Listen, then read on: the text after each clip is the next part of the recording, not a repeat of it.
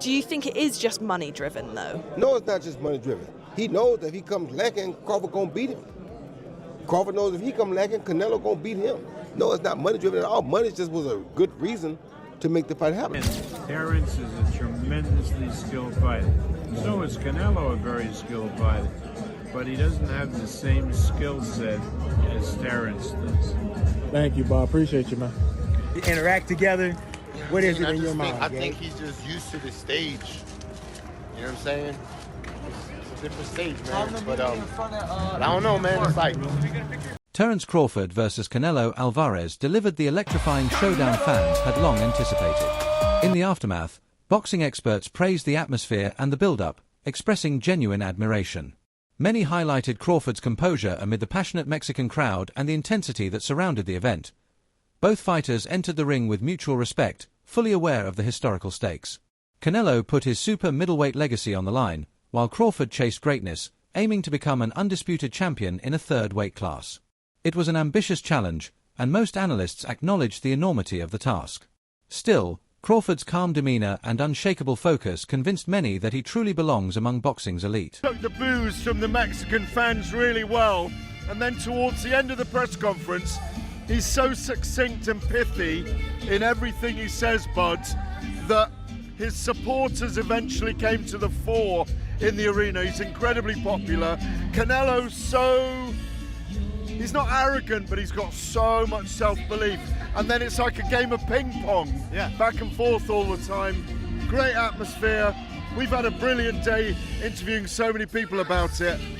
Today makes me feel really stoked about this fight now. Stoked? It's a great word. Stoked. There's a lot of respect between both guys. I think they both know what they've got themselves into. Obviously, Terence is on the precipice of history. 3-weight undisputed champion. Not been done in the modern era. And obviously Canelo Alvarez, he's taking a big risk here. He's fighting what everybody's saying is the smaller guy. But when he was up on that stage, both guys paying an awful amount of respect to each other, both admitting that this is a 50-50 and could go either way. Yeah, no nostalgia. They were asked about nostalgia and the biggest fight of their lives. Neither man wants to think about those things. They know they've got an elitist fighter in front of them. Canelo, like you say, has his legacy to lose in many ways that he's created in recent times at super middleweight, being undefeated in that division for 6.5 years, against a guy that's come up from lightweight. Let's not forget that he beat Ricky Burns to win the world title at the beginning.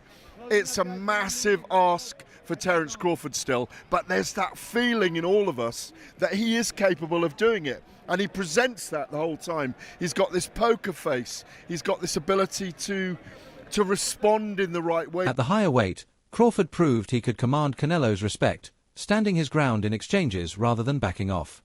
Analysts took note. He didn't rely on a purely defensive, Mayweather-style strategy. Instead, Crawford stayed true to his identity, blending sharp counterpunching with intelligent footwork. Canelo's relentless pressure and power underscored why he reigned supreme at super middleweight. But it was Crawford's composure and ability to adjust in real time that showcased his true greatness. At 168 pounds, it is going to be a bit of a mystery how he comes into this weight class. There were some rumors of a shoulder injury. I'm not putting any stock into that because I don't think we can unless there's anything official really out there. Point being, there's got a lot of question marks around Terence Crawford. This video, we are going to suppose that those question marks are answered in full force by Terence Crawford being an absolute monster at this weight class. It's a lot of assuming, but it's kind of what we have to do to see the best version of Terence Crawford in this fight. So let's assume the weight doesn't bother him. Let's assume he is fully healthy, not injured. Let's assume that Canelo's power is not too much from him coming up from 147, 154 to 168. Let's assume all that's true. How does Terence Crawford win this fight? Number one, he has to get Canelo's respect early. Terence Crawford is not going to fight this fight on his back foot, circling around the ring like William Skull or Edgar Berlanga, any of these guys that got hit by Canelo and went, ooh, no, I don't want any part of that. That can't happen. And do not forget, by the way, that Charlo was 154 undisputed champion. When the dust settled after this monumental clash, one thing was clear: a champion had been affirmed. Many echoed the sentiments of Carl Froch and Hamza Shiraz. Crawford's timing, skill set, and ability to remain composed on such a grand stage left a lasting impression. At the same time, Canelo's legacy loomed large throughout the bout. Having shared the ring with elite names like Gennady Golovkin and Floyd Mayweather, Canelo brought a wealth of experience that shaped his performance. His power remains a constant, an undeniable force that commands respect not just from opponents, but from analysts and fans alike. This fight wasn't simply about who was better. It was a showcase of two masters at work, Crawford's razor-sharp precision countering Canelo's seasoned strength. One fighter solidified his place among the all-time greats, the other continued building on a legacy already etched in boxing history. Talk about Crawford, Canelo, before we move on to you and Canelo. Yeah. Who you got for this? I mean, this is an exciting fight. What's your pick for this one? I think Canelo's going to win rounds 8 to 10 knockout. You think he'll get stoppage, yeah? Yeah, I think he's going to get the stoppage. I think... Are you basing that just on size? Or? No. It's a little bit on size, but I think Crawford's ego is not going to let him box. You got to remember, so you think he's going to take him on? Yeah. And I think he'll do what he has to do at the start, realise it's not going to work. Later on, try and match him, and that's it. Game over. See, I think if Crawford's got to do the job, it's got to be boxing, moving, keeping that's out of the only way it can be done. He can't fight him, can he? No, he can't fight. And you're saying there he gets drawn in because he just might do because he's unbeaten. He fancies himself as a bit of a tough. Well, he's tough, isn't he? He's tough, strong. He does everything well. Yeah. But at this weight, but Canelo was down at welterweight when he started, up at light heavyweight, and obviously been beat. He lost to Mayweather and lost to Dimitri Bivol. Yeah. But Bivol was too much for him. Yeah, back down at super middleweight now. That's probably his comfortable weight. And you just think Crawford's just not big enough. Nah, I don't think he is, man. And the thing is, with someone like Canelo, you got to either throw punches in bunches like Bivol did, or you got to be there where he respects your power, like GGG and these guys. So it sounds a bit mad, but I don't think Crawford's got either or. He's talented, one of the best fighters in our generation, but you've got to remember you're going up. 2 divisions, 3 divisions. Yeah, 2 or 3 divisions. It's different. The game's different up there. And Canelo's not going anywhere, is it? Because he got clips. You mentioned Bivol there, and Bivol smashed him with quite a lot of big, heavy shots. Yeah. And he coped. He took it. Never been down, has Nah, he ate it. And it didn't phase him. So I don't see how Crawford can hurt him, to be. The contest underscored the stark contrast between a natural super middleweight and a challenger bold enough to rise in weight. On one side was the comfort and durability that comes with experience at 168 pounds, the ability to absorb punches that would shake most fighters. On the other was a fighter fueled by sharpness, adaptability, and relentless work rate, determined to meet the challenge head-on. Throughout the bout, exchanges crackled with flashes of power, precision, and rapid adjustments, keeping the outcome uncertain from round to round. As the fight wore on, fatigue and sustained pressure crept in, setting the stage for high-stakes drama in the championship rounds. It's quite difficult to read.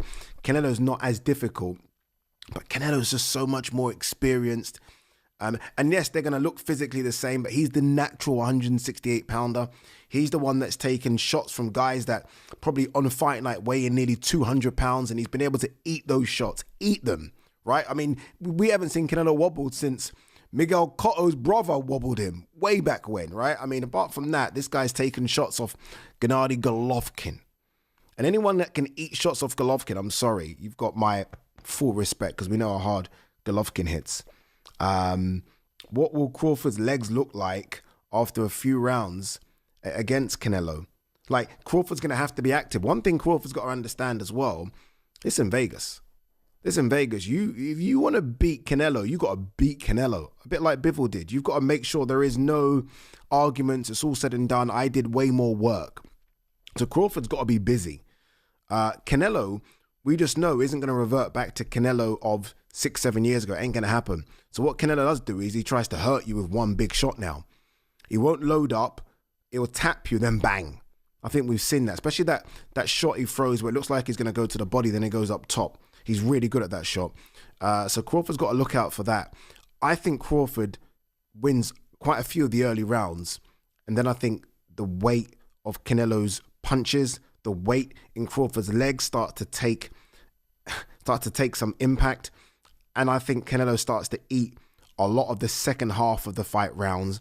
And then I think it comes down to who can do something in 11 and 12 championship rounds. I really do believe that's how it's going to play out. I've got a feeling that Canelo will hurt Crawford. In the aftermath, conversations inevitably turned to the topic of drug testing. Some still questioned whether Canelo faced the same level of scrutiny as others in the division. Yet, the fight itself remained the primary focus. Both fighters demonstrated remarkable discipline, showcasing fitness and conditioning that reflected months of rigorous preparation. Crawford's ability to elevate his skills at a higher weight earned widespread praise, while Canelo's durability, even against sharp, precise punches, reminded fans why he has maintained dominance for so long. Still, the shadow of doping debates lingered, not as direct accusations, but as a recurring narrative that seems to follow Canelo whenever he steps into the ring. Around a whole bunch of dope people, right? His whole camp, we all know 7 people's been busted there. So how and why is no one asking about if he's been dope tested for this mega fight, right? And that's what I've been watching for. And that's why, you know, my interest is waning, my interest, because I understand that there's people who don't care. You know what I call boxing here, BTBG, beat the black guy. That's what I call boxing. That's what I've been seeing for years, right? Example, who gave a damn when Devin Haney was cheated with Ryan Garcia? Full of dope. All they were doing is celebrating a win, was what they were calling it, with somebody doped. Bob Arum's reflections perfectly captured the essence of the fight. Crawford showcased his trademark intelligence, skillfully blending offense with sharp defensive adjustments. Meanwhile, Canelo's abilities, though perhaps not as fast or flashy as in his earlier years, carried the undeniable weight of experience. Observers noted how Canelo often relied more on ringcraft than sheer volume, pacing himself carefully to set up his powerful shots. Crawford, on the other hand, exuded the aura of a fighter determined to prove that skill can transcend weight classes. The contrast between Crawford's youthful approach and Canelo's seasoned maturity defined much of what fans witnessed inside the ring. Arum's observation that Canelo's tools have evolved over time rang especially true. No longer the whirlwind of combinations from his early career, he has become a patient and calculating strategist. Willing to pick him over Canelo? That fight's going to happen in September at 168. Well, it's a big difference in weight with Canelo and Terence. But if any fighter has a chance with Canelo, it's Terence. Terence is a super talent, and he has a real chance, despite the weight disparity, to beat Canelo. A real chance. Who would you favor, though? Or is it just 50-50? It's very hard because of the difference in weight. I would think that if I had to bet the fight, that I would bet Terence, because Terence has more skills than Canelo. But he's given away a lot of weight, a lot of real weight. So that matters. But again, Terence is a tremendously skilled fighter. So is Canelo a very skilled fighter. But he doesn't have the same skill set as Terence